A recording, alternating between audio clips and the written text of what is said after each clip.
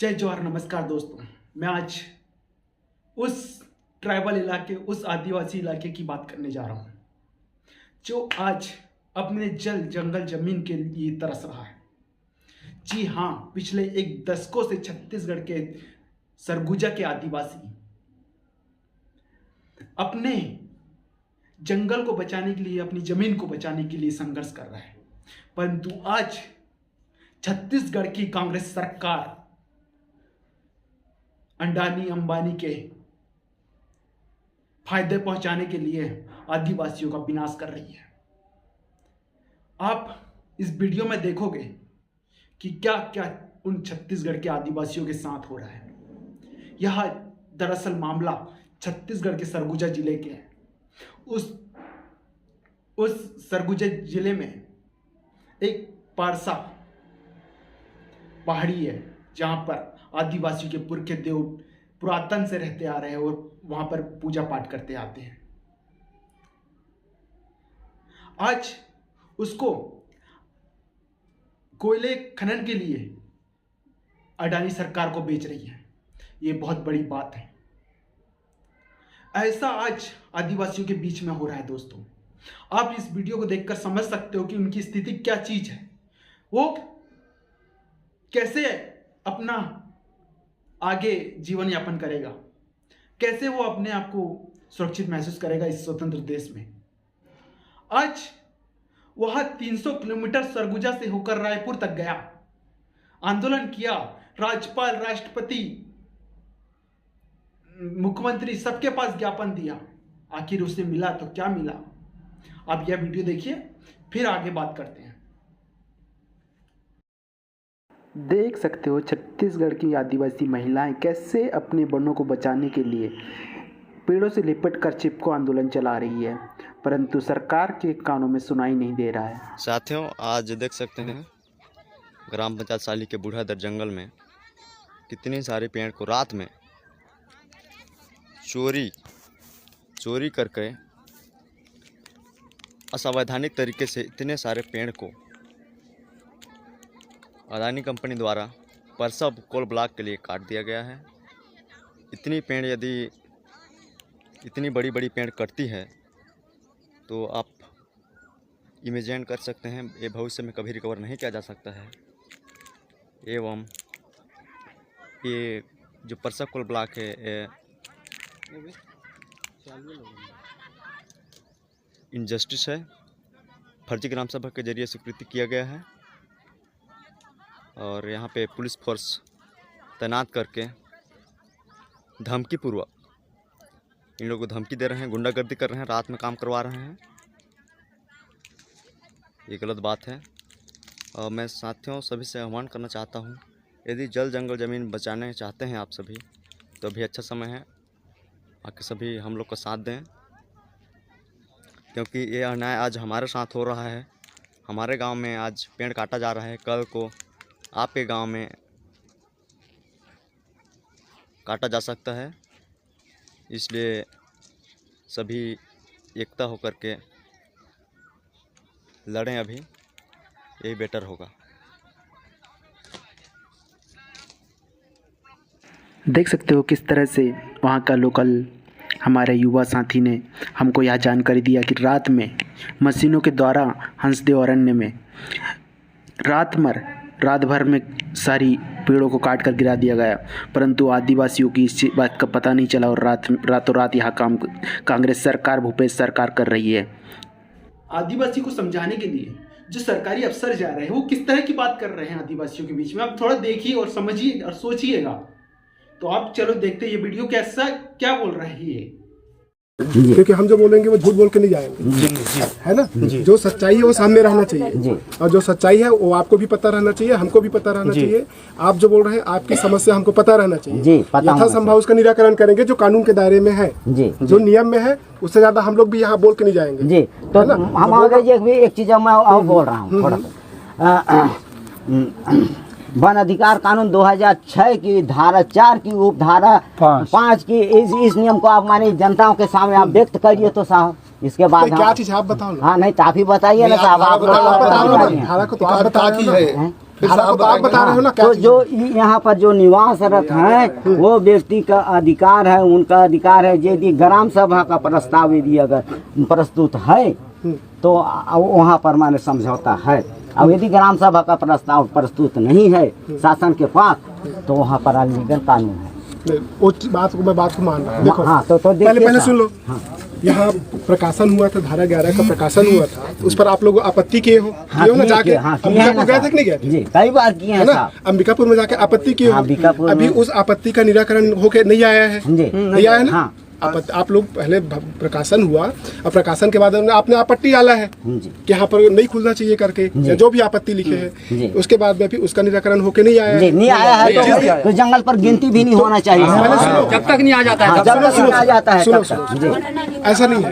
नहीं ऐसा कैसे नहीं होगा।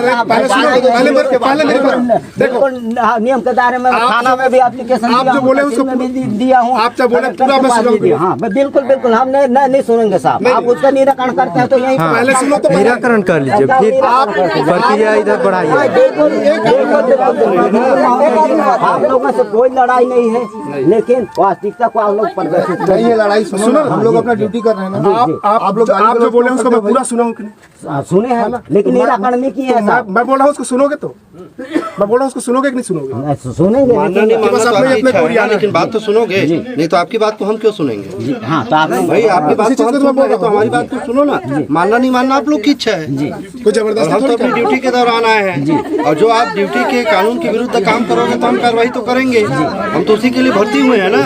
बाकी आपको क्या सही लगता है, क्या गलत लगता है, आप लोग अपने में सोचोगे। तो जब 12 साल से यही होते मैं पहले सुनो, अभी धारा 11 का प्रकाशन हुआ, आपने आपत्ति किया है, आपत्ति का निराकरण नहीं हुआ है, आप सही बोल रहे हैं, ठीक है। वो भी पेड़ काटना चालू कर दिया है क्या? नहीं काट रहा है। गिनती हुआ, पेड़ कटेगा, शासन उनको परमिशन दे देगा, ठीक है। वो फॉरेस्ट विभाग वाले हैं, किस तरह से एडिशनल एसपी आदिवासियों को समझा रहे हैं, कह रहे हैं कि अभी आपने केस लगाया हो ना, उसका निराकरण नहीं आया ना, तो आदिवासियों जब निराकरण नहीं आया, कोर्ट में केस है, तो फिर क्यों आप पेड़ों को गिनकर और रातों रात पेड़ काट रहे हैं? इसका जवाब नहीं है। एक दिन पहले पेड़ गिना गया, दूसरे दिन पेड़ काटा गया रातों रात, ये क्या? और पीछे से जो टीआई ट्रिपल स्टार था वो आके क्या बोलता है कि हम नियम के लिए बने हैं ना, हम नियम, आप कानून के विरोध कार्य करोगे तो हम कार्रवाई करेंगे ना। अरे किसको वर्दी करो आप दिखा रहे हैं? अरे तुमसे चोर लफेड़े तो पकड़े नहीं जाते, वो आदिवासी क्या अपने घर में रहकर काम कर रहे हैं, अपने खेतों में रहकर काम कर रहे हैं, अपने जंगलों में रहकर गुजारा कर रहे हैं। तुम्हारे घर मांगने तो नहीं आ रहे हैं, किसी की लूटपाट तो नहीं कर रहे हैं, अपने अधिकार की बात कर रहे हैं, और तुम बोल रहे हो कि हम कार्रवाई करेंगे। अरे वर्दी का रौब उन्हें दिखाओ जो सच में गुनाह करते हैं, वो निर्दोष आदिवासियों को चमका कर अपना वर्दी का रौब नहीं दिखाना। और बात हुई जय कह रहे कि भाई तुम्हारा कोर्ट में निराकरण है तो फिर काहे जंगल काट रहे हो? और कोर्ट कौन सा आदिवासियों के पक्ष में निर्णय दे देगा? भाई इस समय न्याय भी बिकता है। ये गलत बात है कि न्याय बिकता नहीं है, इस समय न्याय भी बिकता है। कौन से आदिवासी के पास पैसे हैं? हाई कोर्ट सुप्रीम कोर्ट में कौन है जो दिल्ली तक जाकर हाई कोर्ट में अपनी अपील कर सकता है, सुप्रीम कोर्ट में अपील कर सकता है, रायपुर में जाकर हाई कोर्ट में अपील कर सकता है? कौन है जो इंग्लिश में जाकर वहां पर वकील को बता सकता है? सारी सुनवाई तो इंग्लिश में होती है। आदिवासी बेचारा गांव में रहने वाला, जंगलों में रहने वाला आदिवासी कैसे उसकी बात समझेगा? और कौन न्याय देगा? इसका कोई जवाब नहीं है, ये कोई सॉल्यूशन नहीं है। सुप्रीम कोर्ट के मामले ऐसे हैं कि 10-10 साल तक लटके पड़े रहते हैं, और आदिवासियों के लिए पैसे लगाने वाला है कौन? कोई भी नहीं है। उनकी लड़ाई वो खुद अकेले लड़ रहे हैं, और यही बात चली आ रही है। और हमारे राहुल गांधी कांग्रेस पार्टी आदिवासी हितैषी बताई जाती है, जब समय मिलता है आदिवासियों को शोषण करती है। आज जो भूपेश बघेल ट्वीट कर रहे थे जब बीजेपी की सरकार थी तब इसकी बचाने की बात कर रहे थे, आज खुद ही जाकर अदानी को यह सौंप दिया, लो तुम्हारी। अरे आदिवासियों को विनाश करके तुम क्या विकास करोगे? तुम आदिवासियों को मारकर अदानी को अमीर बना रहे हो, और यही आदिवासी मजबूरन तुम्हारे खिलाफ हथियार उठाने को तैयार हो जाता है, जिसे आप नक्सलवादी कहते हो। उनकी बात सिर्फ इतना ही है, वो शांति से जीना चाहते हैं, जंगलों में अपना जीवन यापन करना चाहते हैं, परंतु ऐसे इस तरह से आप करोगे तो स्वाभाविक सी बात है नक्सलवाद बनेंगे। मैं नक्सलवाद का सपोर्ट नहीं करता हूं, नक्सलवाद का विरोध करता हूं, परंतु उनको मजबूर ना किया जाए हथियार उठाने के लिए आपके खिलाफ। इसी कारण इस देश की समस्या नक्सलवाद से है, क्योंकि आदिवासियों की बात इस देश में सुनी नहीं जाती। आदिवासी है इस देश में, यहां माना नहीं जाता। 70 साल 75 साल हो गए आजादी के, आज तक आदिवासी अपने संघर्ष के लिए जी रहा है। कहां लागू हुआ तुम्हारा 5वीं अनुसूचित क्षेत्र? कहां लागू हुआ है तुम्हारी पैसा कानून एक्ट? कहां लागू हुआ वन अधिकार नियम अधिनियम 2006? कहीं मिलता है?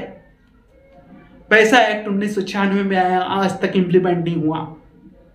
5वीं अनुसूचित 6वीं अनुसूचित संविधान में लागू करने का है, आज तक लागू नहीं हुई। और ये लोग फर्जी ग्राम सभा करके बड़े बड़े करोड़पति बना रहे हैं और आदिवासी का विनाश कर रहे हैं। यही देश विकास है क्या?